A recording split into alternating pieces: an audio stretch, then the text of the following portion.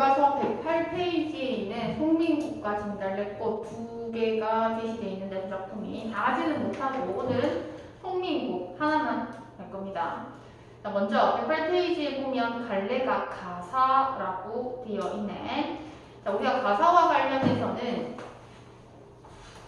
갈래상 특징과 관련해서 우리가 살펴보고 봐야 되는 부분이기는 한데 이 가사의 갈래와 관련해서는 111페이지에 가보면 한 장만 넘겨보면 1번 문제 왼쪽에 가사 갈래의 특징이라고 해서 제시가 되지. 그래서 요거를 잘 파악해야겠다.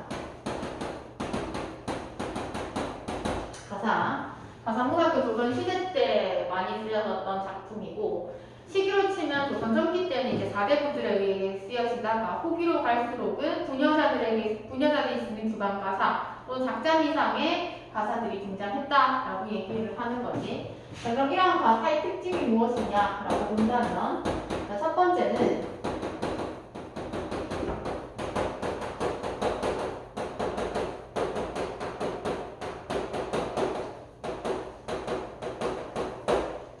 옥문과 산문의 중간 형태라고 우리가 하는 것이 가장 일반적인 가사문학의 특징이라고 보는데 이거는 실질적으로 봤을 때 길이적인 측면에서는 우리가 일반적인 옥문보다는 조금 길고 내용적인 측면에 있어서도 어느 정도 짜임새 있게 다뤄졌다라고 해서 옥문과 산문의 중간 형태라고 얘기를 하고 그다음 두 번째 3단 구성으로 이루어져 있다는 것이 특징.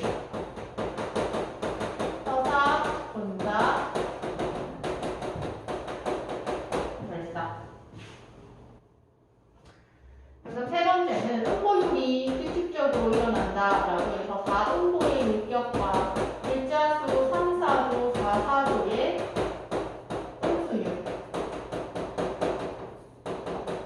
홍수율을 지니고 있다라고 얘기를 하죠.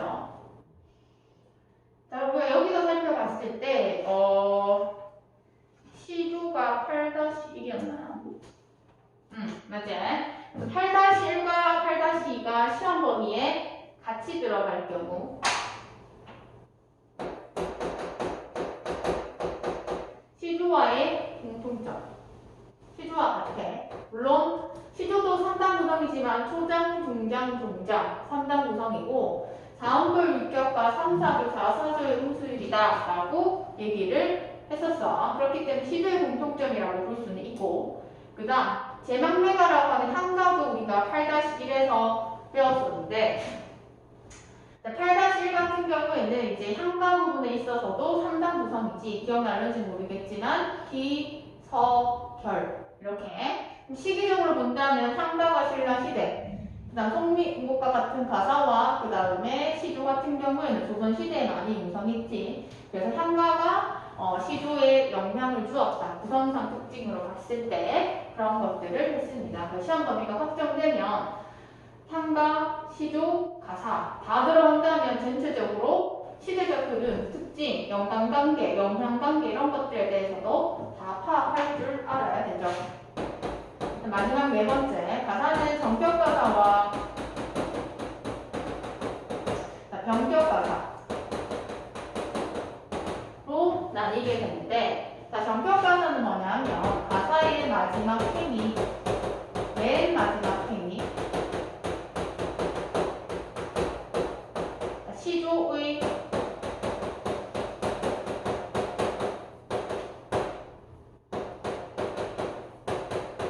동장 형식과 일치하는 경우를 우리는 정격가사라고 얘기를 하고 시조의 동장 형식과 일치하지 않는 것을 우리는 병격가사다라고 얘기를 하죠. 자, 그럼 시조의 동장 형식이 무엇이냐? 그지? 이거를 파악해야겠지. 그럼 우리가 시조할 때는 시조도 똑같이 4원골 6격이고 3사조, 4사조 형식을 보인다라고 얘기를 했고 그 중에서 동장에서의 형식은 우리가 이렇게 4원골 6격이지 동상에서 중요하게 다뤄졌던 부분은 이 부분이죠.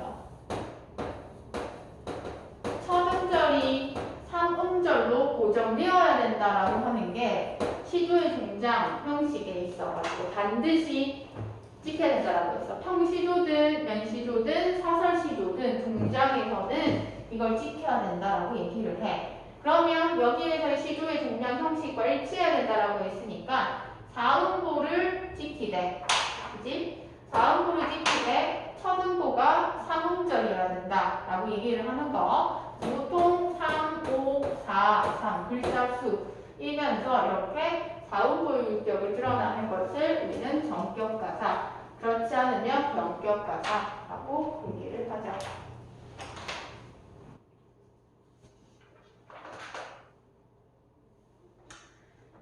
됐죠? 자, 그 다음 서정가사라고 되어 있네. 정설을 드러내는 것을 우리는 서정가사라고 얘기를 하고, 양반가사, 성격, 서정적, 애상적, 제재임을 그리워하는 마음을 제시했고, 그 다음에 여기서는 언급되지는 않았지만 어디에다가 갈래 옆에다가 양반가사에다가 우리가 또 추가해야 되는 특징 추가해야 되는 것은 뭐냐 하면 이 송민곡에서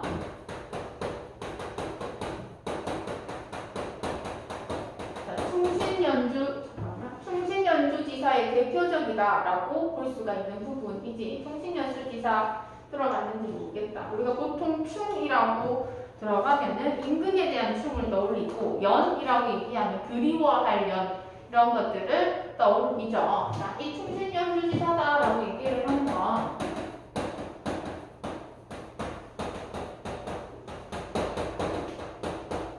자, 임금에 대한 충의사상, 그 충의사상을 이별한 여인에 빗대어서 표현하는 것을 우리는 충신연주지사다라고 얘기를 하죠. 만약에 외부 지문이 나온다. 송민곡과 같이 충신연주지사의 대표적인 무엇이냐라고 얘기를 하면 우리는 뭘 떠올릴 수 있어? 정가정. 정가정이라고 하는 것도 정사의 정가정에서도 충신연주지사의 대표적이다라고 얘기를 하지. 외부 지문 연계한다면 그렇게 살펴볼 수가 있다. 됐지? 그럼 주제는 힘에 대한 그리움과 슬픔이라고 돼 있고 특징. 자, 송민국에서 서술상 가장 두드러지는 특징은 대화 형식이라고 하는 게 시험에 반드시 언급이 될 겁니다. 두 여인의 대화를 나누는 형식으로서 실시한다라고 얘기를 하고 있지. 자, 그러면 얘 같은 경우에는 두 여인이기 때문에 화자를 누구로? 여성으로 설정했다라고 하는 것도 특징이지. 그럼 임금에 대한 충을 드러내기 위해 임금에 대한 충에 대해서 얘기를 하는데 왜 시적 화자를 여성으로 설정했을까라고 하는 것도 파악할 수 있어야 되는데 이것은 일절에 대한 애절함 이런 것들을 애절함이라든지 절실함이라든지 이러한 정서를 넣기 위해서 더욱 강조하기 위해서 들어냈다.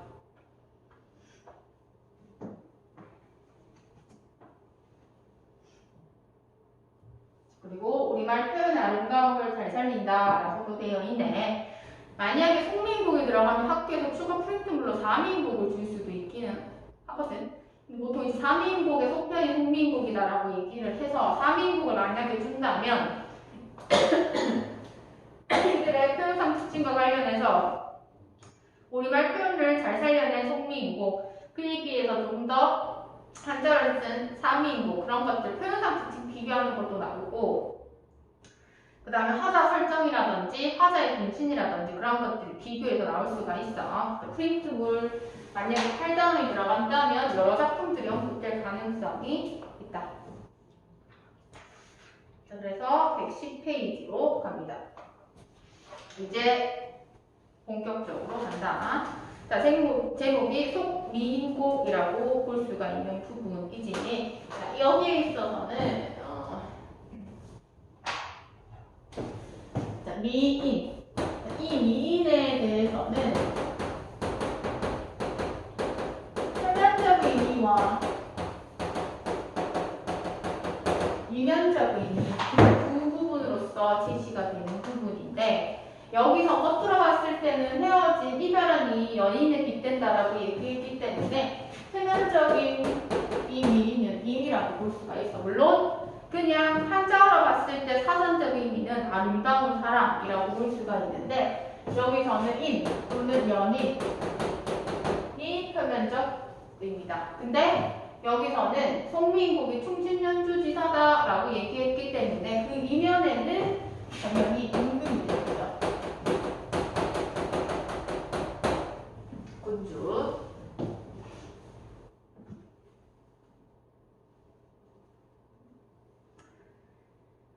자, 그러면 본문부터 갑니다. 서사분사 결사로서 구성이 되고 있고 110페이지에는 이제 서사가 제시가 되네. 서사.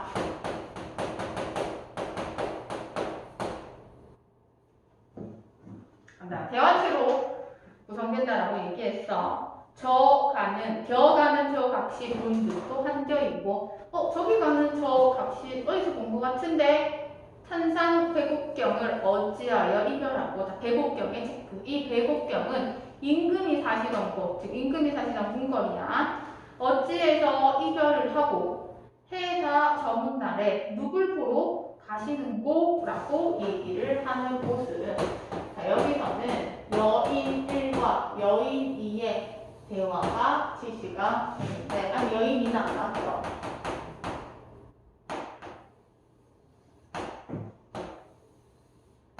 이 여인 1이 여인 2한테 얘기를 하면 저 사람 어디서 본 것 같은데 배곡경 어떻게 이별하고 어디로 가는 거예요? 라고 얘기를 하는 부분이야. 그래서 이별하고 어디로 가는 거예요? 질문하는 모습이야.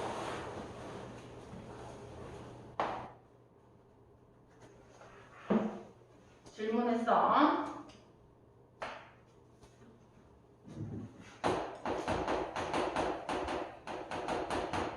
질문하고 그랬더니 이제 여인이가 얘기를 하죠. 물었으니까 어와 너요. 너는 너로구나. 이내사설 들어보고 내 얘기 한번 들어볼래?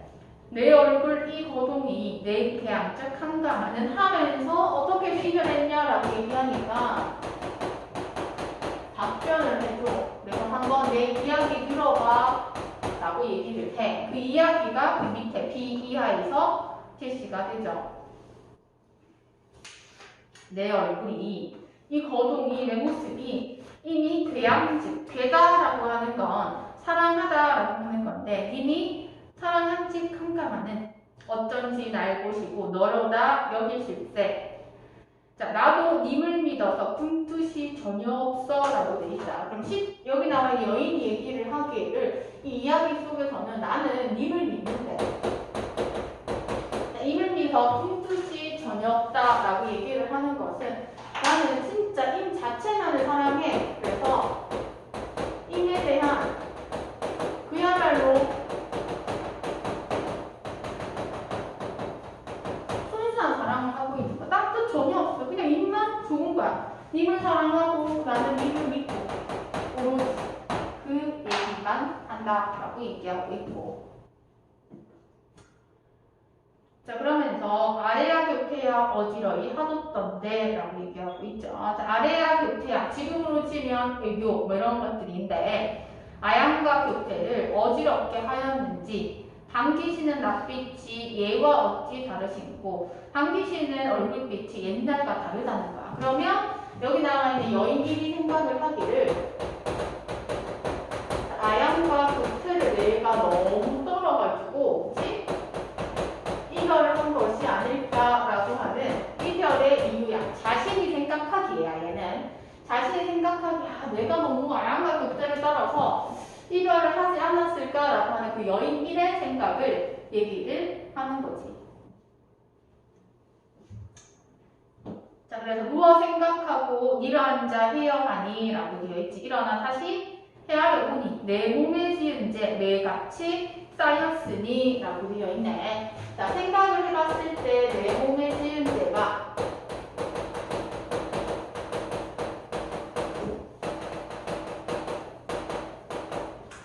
산처럼 쌓여 있대. 지비법을 사용하고 있고 또 과장법을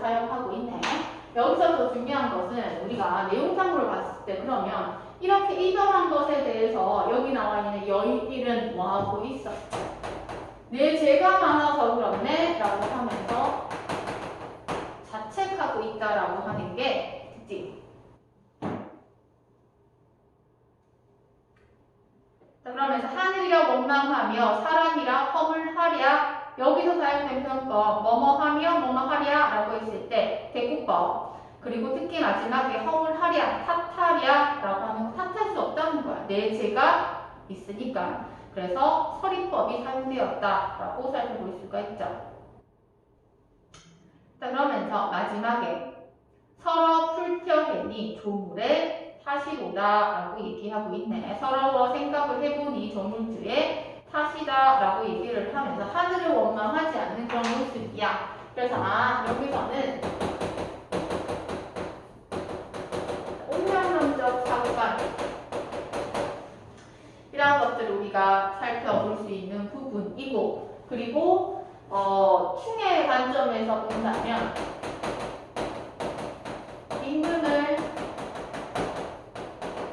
탓하지 않는 자세도 살펴볼 수가 있다.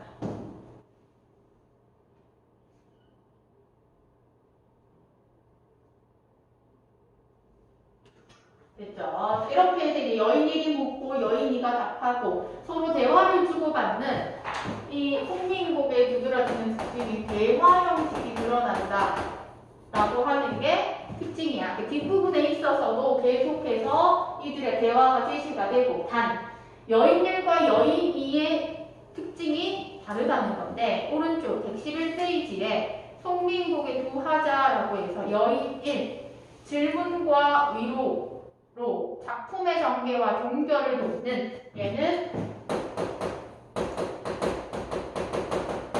보조적 하자라고 얘기하고 있습니다. 보조적 하자이고, 그리고 전개, 종결 이런 것들을 돕는다라고 볼 수가 있는 부분이고, 여인이는 중심하자야. 그래서 중심하자를 통해서 우리는 보통 정서, 주제, 그 다음에 또 뭐 있어? 작가의 처지를 대변하기도 하고, 그 다음에 분위기를 주도하는 그런 모습을 보이죠. 여기서도 작품의 주제를 구현하는 중심하자이다 라고 볼 수 있는 부분이지. 그래서 111페이지 송민곡의 두 하자이지 별표 해놓고, 두 하자의 특징에 대해서도 묻습니다. 대화 형식도 중요하고. 자, 그래서 서사에서는 님과 헤어진 이유에 대한 여인이의 질문과 여인이의 답변, 그렇게 되어 있네. 자, 본사. 자, 글란 생각하고 대인 그런 생각하지 마 라고 얘기를 하죠. 그래서 여인 1이 여인 2를 뭐하는 부분, 위로하는 부분, 위로하는 부분이고, 그 다음에 또 이제 누가 중심하자가 보조하자인 여인이란테 또 얘기를 한다. 자, 맺힌 일이 있어이다 이렇게 얘기하지.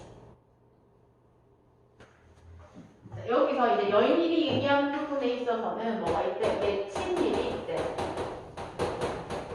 자, 맺힌 일, 여기서 이제 중요한 헷갈리는 부분은 밑줄 그어놓고 여기서는 임에 대한 원망이 드러난다 라고 하면 절대로 안 되는 부분이죠. 얘는 임에 대한 원망이 없어. 왜냐하면 여기 자책이 있기 때문에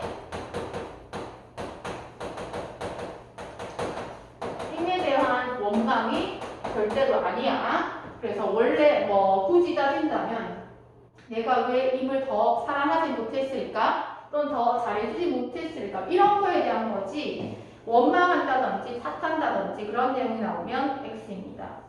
그래서 한번 보니, 님을 매셔 있어 님의 일을 내 알거든. 내가 님을 모셔와서 내가 님을 잘 아는데, 물 같은 얼굴이 편한 실적이 몇 날이고, 춘한고열, 봄추위와 봄춘자에 여기서 보면 한자, 차갈 한자 나오지. 그래서 봄추위와 여름, 더위는 어떻게 지내고, 추일 동천, 가을 추자에 또 겨울 동자 나오지. 가을 겨울은 누가 모셨는가?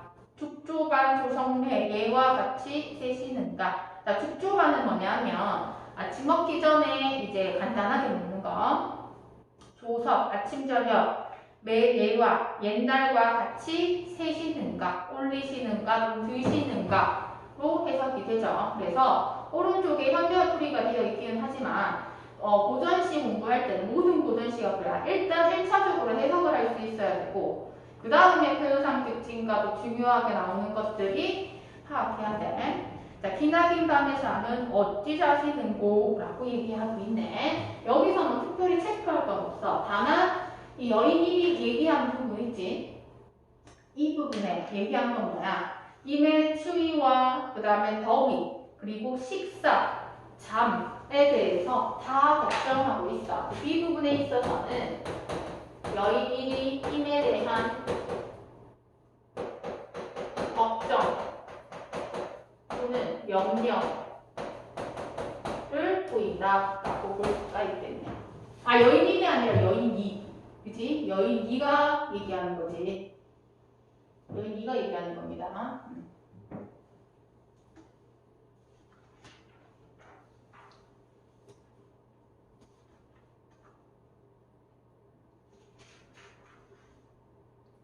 됐어. 그 다음 넘겨서 112페이지.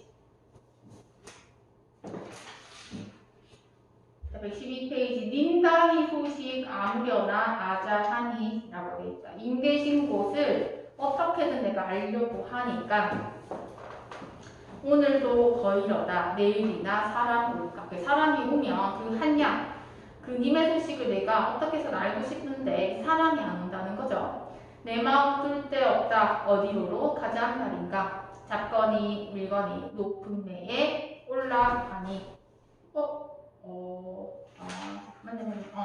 높은 매에 올라가니. 구름은 카니와 안개는 무사일고라고 얘기하는 부분. 산천은 어둡거니 1월을 어찌 보며 지척을 모르거든 천리를 바라보랴. 가까이 있는 것도 모르는데 어떻게 멀리를 바라볼까라고 얘기를 하는 부분이야. 자, 이 부분에 있어서는 상황을 우리가 조금 봐야 되는 부분인데 자, 구름은 카니와 안개는 무사일고라고 되어 있어. 높은 산에 올라가가지고 얘는 뭘 보려고 해서 1월을 보려고 했다라고 볼 수 있는 부분이네. 자, 그러면 우리가 일반적으로 생각하면 1월을 보려고 해. 그럼 여기서는 해일자의 달월자네. 그러면 해와 달을 보려고 갔는데 구름과 안개가 있고 산천은 어둡고 그러한 상황이야. 그렇다면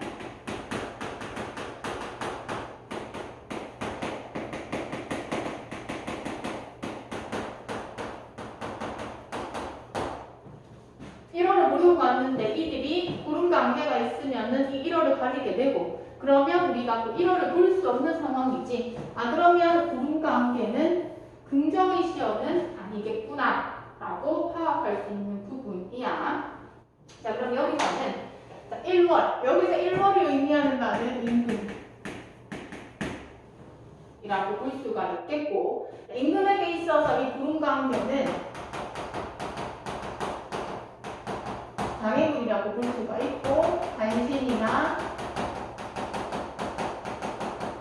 정적을 우리는 또 추측해 볼 수가 있는 부분이지. 그럼 그렇게 됐을 때 산천이 어둡거니 라고 얘기를 하네.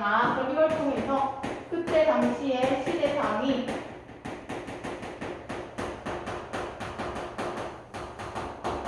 좋지 않았구나 또는 어두웠구나 어려웠구나 라는 것을 파악할 수가 있겠죠.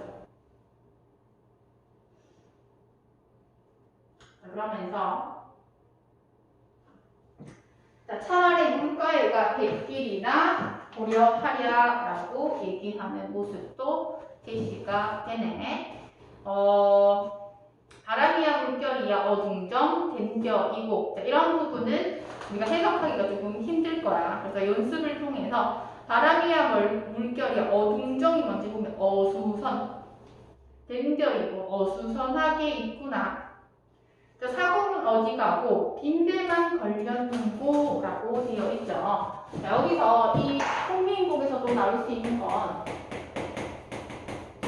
자, 빈대와 같은 시열의 특징이 또 시험에 잘 나오죠. 그러면 지금 시적하자는 힘없이 혼자 외롭게 있는 그러한 상황인데 얘도 마찬가지야. 사공은 없고 빈대만 걸렸다라고 얘기를 하지. 그럼으로 인해서 이 대상을 통해서 시열을 통해서 시적화자의 정서나 외로움을 조금 더 강조하지. 이처럼 그 대상을 통해서 시적화자의 정서를 더욱 강조시키는 것을 우리는 뭐라고 해? 객관적 상관물이라고 얘기를 하죠. 그래서 객상이라고 적고 객관적 상관물 첫 번째가 나타나고 이러한 객관적 상관물을 통해서 시적 화자의 외로움과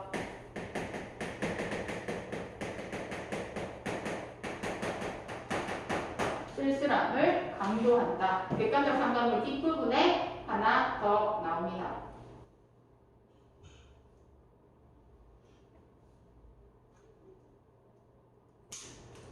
자, 강천에 혼자 서서 쉬는 애를 보더보니 님다희 소식이 더욱 가득한 껴있고 이외 소식 알 수 없으니까 더욱 가득하구나. 모청 산자리에 밤중만 돌아오니까 밤벽 청등은 누굴 위해서 불 걷는고. 자, 청등이라고 되어 있네요. 밝게 밝히는 등불이야. 벽 가운데 그 등불은 누굴 위해서 밝았는가? 왜? 그 누굴 위한 힘이 없기 때문이지. 그래서 여기서도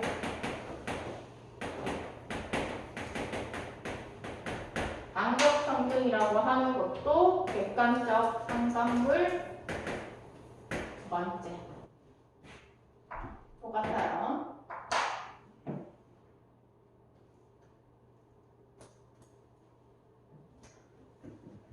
자, 오르며 날이며 해 뜨며 바다나니 라고 되어 있다. 오르며 내리며 헤매며 서성대니 적은 더 잠깐 역진이라고 되어 있네. 힘이 쭉 빠졌어. 그래서 특자는 잠깐 드니 정성이 지극해서 꿈에 님을 보니 자, 옷 같은 얼굴이 반이 남아 늙었으라 라고 얘기를 하는 부분이야. 자, 그럼 시적화자가 이미 너무 그립기 때문에 임을 너무 그리워하는 상황이기 때문에 꿈까지 꾸는 거지. 꿈에서나마 인과의 만남을 되게 해준다라고 볼 수 있는 부분이야. 실제로 만나서 이제 그 인과 대화까지는 못하지만 임의 얼굴을 보기는 해. 그렇기 때문에 꿈을 꿨다라고 하는 건 임에 대한 마음이 그만큼 절실하고 컸다라는 것을 우리가 또 파악할 수가 있는 부분이죠. 그래서 봤더니 옷 같은 얼굴이 반이 남아 늙었구나. 마음에 먹은 말씀 슬가장 실컷 잘자하니 실컷 사례견에 즉 실컷 얘기하려고 하니까 눈물이 달아나니 말씀인들 어이하네. 왜? 너무 감격해가지고 그치? 막 감정이 북받친 거야. 그래서 말하려고 하는데도 막 눈물과 울컥함이 목까지 차올라서 말을 못하고 있는 상황이야. 정을 못 다하여서 목기조차 매여 하니라고 되어 있다. 목까지 매여 있어. 왜? 울음이 아마 목까지 찼을 거야. 그래서 이제 말도 못하고 막 감정을 억누르면서 말을 하려고 이제 노력을 하는 중에 누가 오전병 개성의 잠은 어찌 깨졌던고. 오전동 뭐야?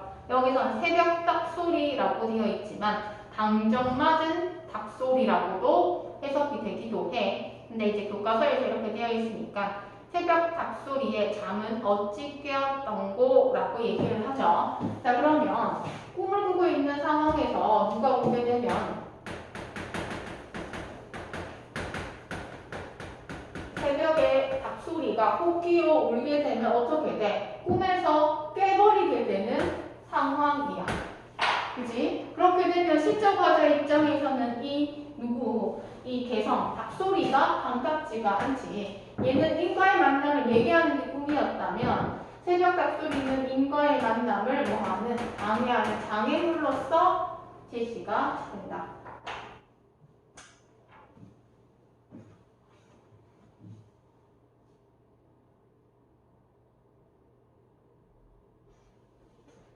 그래서 본사 여인 1의 위로와 여인 2의 임에 대한 걱정과 그리움이라고 되어 있습니다.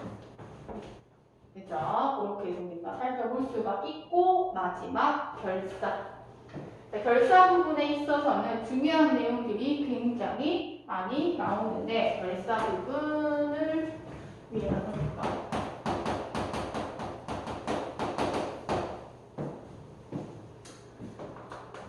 자, 여인이가 어와 허사로다 라고 얘기하고 있어. 이님이 어디 간고? 라고 얘기하고 있는. 이님이 없지. 꿈에서 깼으니까. 결에 밀어앉아 창을 열고 바라보니 어여쁜 그림자만 날 쫓을 뿐이고 임은 온데간데 없는 상황이구나. 즉 시적 화자에 다시 한번 외로움이라든지 쓸쓸한 심장이 드러나는 부분이다 라고 볼 수가 있죠. 왜? 그림자만 날 쫓고 있으니까. 자, 시험에 반드시 나오는 거 이제 또 나온다. 차라리 시어디어 라고 돼 있죠. 시어디어는 뭐야? 죽어져서. 여기선 죽어서 라고 돼 있는데 죽어져서. 나월이나 되어 있어. 떨어질 낙자에 달 월자야. 그래서 지는 달이야. 나월이나 되어서 님 계신 창안에 번듯이 비추고 싶다. 이렇게 얘기하고 있어. 자, 그러면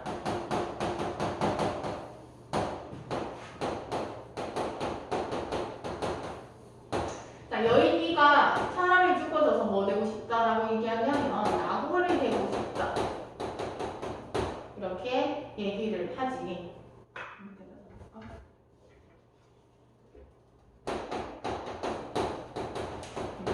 지는 달이나 되고 싶다라고 얘기를 해. 자, 그럼 우리가 죽어서 나무이 되고 싶다 또는 죽어서 사람이 되고 싶다 나무가 되고 싶다라고 얘기를 하는 것은 뭐야? 시적 화자의 분신이다 라고 살펴볼 수 있는 부분이지. 그러면 이 여인이가 이렇게 죽어서까지 임 곁에 있고 싶다라고 얘기하는 건 죽지 않았을 때는 어차피 임에게 가까이 가지 못하니까 죽어서라도 그만큼 임과 함께하고 싶은 시적 화제 그런 간절함 때문에 이렇게 죽어서라도 분신이 되어서라도 임과 함께 하고 싶다라고 얘기를 하는 걸 거야. 그래서 임 대신 창안에 반드시 비추리라 라고 얘기를 하지. 근데 누가 여기서 이제 여인 1인 각신님 달이 약하니와 꾸준비나 대소셔 라고 얘기하죠. 그러면 달도 좋지만 또는 달은 물론이거니와 꾸준비나 대세요 라고 돼 있지. 그럼 여인 1인에 대한 것은 꾸준비나 대세요. 그럼 어떻게 보면 여인 1도 죽어져서 나벌 말고 꾸준비 되라 라고 한다라고 하는 측면에서 꾸준비와 나벌 둘 다 시적 화자의 분신이다 라고 살펴볼 수가 있겠죠. 근데 여기서는 둘 다 화자의 분신이라고 하는 공통점이 있지만 차이점도 있죠. 나벌이라고 하는 건 일단 달은 밤에 만들 수가 있지. 그럼 밤에 또 뭐 낮에 되면 사실은 보이지 않잖아. 그리고 이렇게 비친다, 창안에 비친다라고 하는 것으로 봤을 때 가까이는 아니고 그냥 간접적으로도 보고. 그래서 이 두 화자가 제시한 화자의 분신의 성격을 보면 이 나벌은 꾸준비에 비해서 소극적 태도를 보인다라고 본다면 꾸준비는 그치 계속해서 내리기도 하고 또 내렸을 때 인맥에 조금 더 가까이 갈 수 있다라고 하는 측면에서 적극적이다 라고 얘기도 하죠. 그래서 그 두 개의 차이점에 대해서 볼 수 있는 부분이고, 자 그러면서 마지막에 우리가 전격가사 변격가사 할 때 각신님 이름보 다리아카니와 이음보 고준비나 사음보 대소서 사음보 해서 사음보 6격이고 각신님 3음절로 보죠. 두 번째 음보에서 다리아카니와 해서 6음절이기도 하지만 시조에서도 우리가 일반적으로는 3호사 3이지만 5에서 7 정도의 글자 수까지 인정이 되죠. 여기에도 전격가사이다 라고 볼 수 있는 부분입니다. 그래서 113페이지에 객관적 상가물과 시어, 이지 이런 것들을 다 암기를 해야 되는 부분입니다. 그래서 시험에 나오는 것들을 우리가 정리를 하면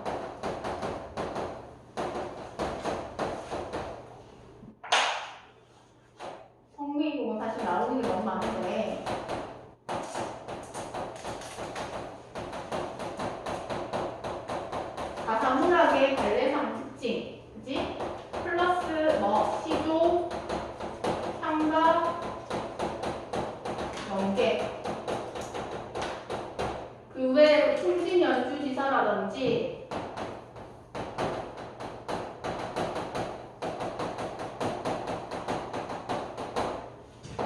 여성화자 설정,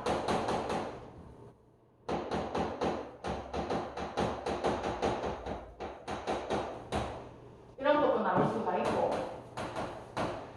자, 그 다음 세 번째, 대화 체험식. 시험에 반드시 나온다라고 얘기를 했어요. 그 다음 네 번째, 여인 1과 여인 2 특징.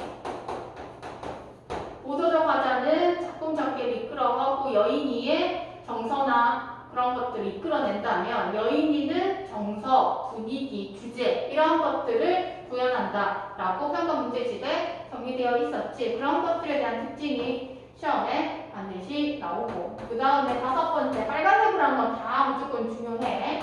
객관적 상관물.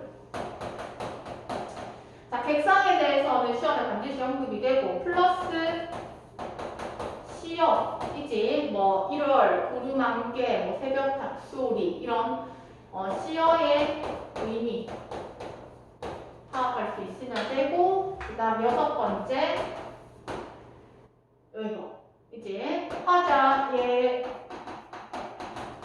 의진, 그리고 태도 차이 나올 수 있고, 그 다음에 뭐 이거는 모든 고전시의 특징이기는 합니다. 해석. 해석을 하라고 하는 것, 해석하세요 이렇게까지 나오는 학교도 있기는 하지만 해석을 해야지 구절을 띄워놓고 비읍부터 미음까지 그것이 맞는지 틀린지 파악할 수 있기 때문이야. 해석해야 되고, 그 다음에 정서 및 태도. 거의 다지 뭐 사실은. 중요한 것들이 굉장히 많은. 자, 그래서 얘는 여기까지 하고 다음 주에 진단을 꼭